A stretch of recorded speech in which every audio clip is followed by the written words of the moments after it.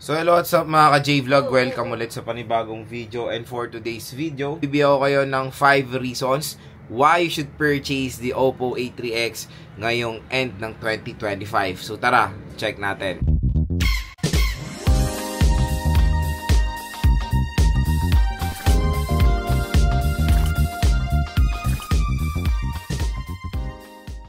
So yun mga ka-J-Vlog, grabe, napakabilis talaga ng panahon. End na ng 2025 and this time, yun, bibigyan ko kayo ng 5 reasons kung bakit maganda pa rin i-purchase ang Oppo A3X.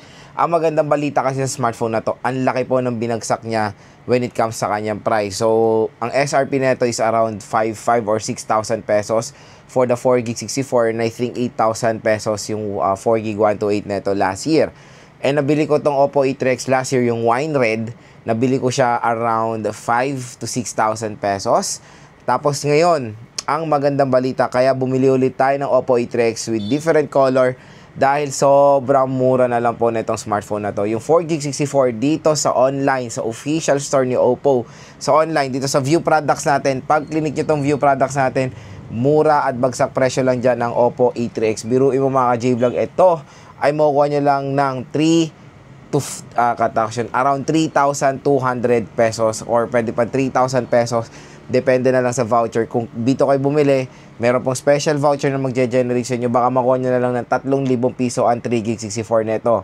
Tapos yung 3GB 128, around 3,500 to 4,000 pesos, pwede nyo makuha ang Oppo A3X. So grabe, sobrang mura na lang netong smartphone na to. At yun nga, dito lang yan mura sa ating view products. No worries, official store po talaga ni Oppo, kaya wala po pangangamba dahil diyan ko po binili itong smartphone na to. This is a 4GB 128 and last year ang binili ko is 4GB 64 kasi medyo mahal at yung 128 niya around 8,000 pesos, hindi perfect fit yung specs. Ito, yung 4GB 128 neto around 3,500, perfect na po yung specs na sa kanyang price range.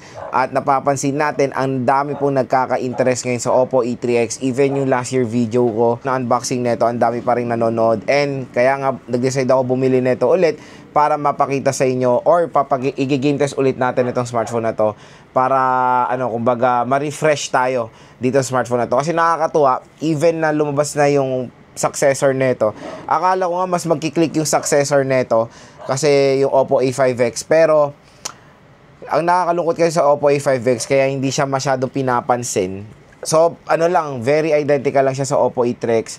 Konti lang yung kanilang difference at pareho lang sila ng chipset kaya mas piniprefer pa rin ng mga consumers itong Oppo A3X. So, first reason why you should buy this smartphone, wala nang iba, yung kanyang display. So, yung display niya napaka-solid. Gumawa rin ako ng video neto about sa display neto na ginamit natin sa outdoor. Grabe mga ka-J-Vlog, kitang-kita nyo pa rin sa outdoor itong Oppo A3X dahil sa kanyang napakataas na nits of brightness.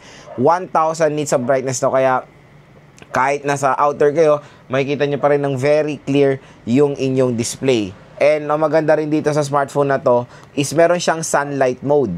So, perfect na perfect to sa mga consumers na ginagamit ito sa work nila. For example, sa mga delivery riders natin or sa mga motor taxi riders natin, di ba? Ayan, display, ayan, meron siyang sunlight mode. Ayan, sa sobrang bright niya, hindi na natin makita. Ayan. Meron siyang sunlight mode dito na adjust the screen brightness in strong light to make the screen easier to read sa outdoor. So, yun yung maganda dito mga ka-J-Vlog. Kumbaga, yung display niya, biruin mo naka-punch hole display pa to na again, very lang natin makikita rin yan sa mga ganitong presyon. Usually, yung mga ganitong presyon, naka-notch pa rin. Ito si Oppo A3X, naka-punch hole display na siya. Yan, kompleto ng bilog. Sa iba kasi, di ba, may uka pa na I don't know kung kailan pa nila magta-transition sa mas better na display quality, display design. At yung resolution niya is HD plus 720p. At again, sa kanyang SRP before, hindi perfect fit yung HD plus 720p. Pero ngayon, sa kanyang presyo, this 2025, okay na po yung kanyang resolution sa kanyang price. Perfect na.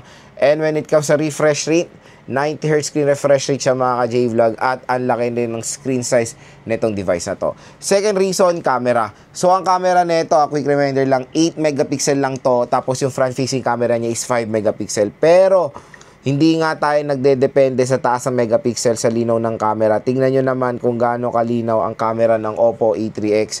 kahit na ano lang siya, 8 megapixel. Ayan o, grabe, napakalinaw mga idol. 'Di ba? Talagang yung mga tinik natin plants is ano tawag doon? Green na green. Even the front facing camera, hindi nyo akalain na 5 megapixel lang yan. 'Di ba? Perfect na perfect siyang gamitin sa outdoor pag magte-take kayo ng mga photos nyo dahil mas maganda talaga yung natural light, mas maganda yung kakalabasan ng photo nyo. So, yon ang isang reason natin kung bakit din maganda i-purchase ang Oppo A3X. Pero yung around 3 to 4,000 pesos, napakaganda na ng camera quality na mapoprovide ng device na to. Third reason, battery. So, malaki rin naman yung battery niya. Battery and fast charging rate rather. So, malaki rin naman yung battery niya, 5,100 mAh. So, last year, yan din naman yung umaarangkada. At yan yung advantage talaga ni Oppo A3X. Last year, 5,100. Kasi last year nga mga ka-J-Vlog, usually ang lumalabas is 5K. Ngayon kasi, arangkada sila 6K, 7K. Pero yung 5,100 mAh neto, napakalaki pa rin mga ka-J-Vlog at sobrang kunat pa rin. Tinernohan niya pa ng napakatulin na 45-watt fast charging rate. Yan ang isang huge advantage ng Oppo A3X sa mga competitors niya this year. Lalo na sa kanyang price range na 45 watt. Usually sa ganitong price range nakakita tayo ng 18 watts, 15 watts, 22.5 watts. Ito 45 watts. So biruin mo yung 5,100 mAh battery capacity nito, maning-mani niya lang i-charge yan. In less than 1 hour lang, full charge na agad kayo sa smartphone na to. So no worries, kunyari nalobat siya. Saksak nyo lang, kumain kayo, maligo kayo. Ayan, after nyan, full charge na agad itong smartphone nyo. Very, very convenient. Fourth reason mga ka-J-Vlog is of course affordability. So yun nga, ito ay isa sa pinakamurang smartphone na pwede nyo ma-purchase ngayon sa mga popular brands dito sa Philippines. Kilala naman natin ang mga popular brands dito sa PH na overpriced, na hindi maganda yung RAM at ROM for its price, mababa yung specs for its price. Ito ngayon ang Oppo, bumabawi na sa mga consumers natin dahil mura na, 'di ba? Perfect na yung price niya for its specs, perfect na yung price niya sa kanyang RAM at ROM, perfect na yung price niya kumbaga mga ka-J-Vlog sa overall na quality ng smartphone na to. So again, 4GB64 sa presyo na 3K, okay na okay yan. Syempre, always manage your expectation. Kung magkano lang yung budget nyo, wag na kayong maghangad ng sobrang laki. Kung gusto pa ng mas magandang specs, kailangan nyo talaga magdagdag ng budget. Pero again, ito ngayon ang target consumer netong Oppo A3X, hindi po to perfect sa mga gamers natin ha. Huwag kayo maglalaro ng heavy games dito dahil sasakit talaga ulo nyo. Mas better to for MOBA games like ML, Honor of Kings, and including including Call of Duty Mobile. Pero pag Genshin, wala, hindi po to kaya.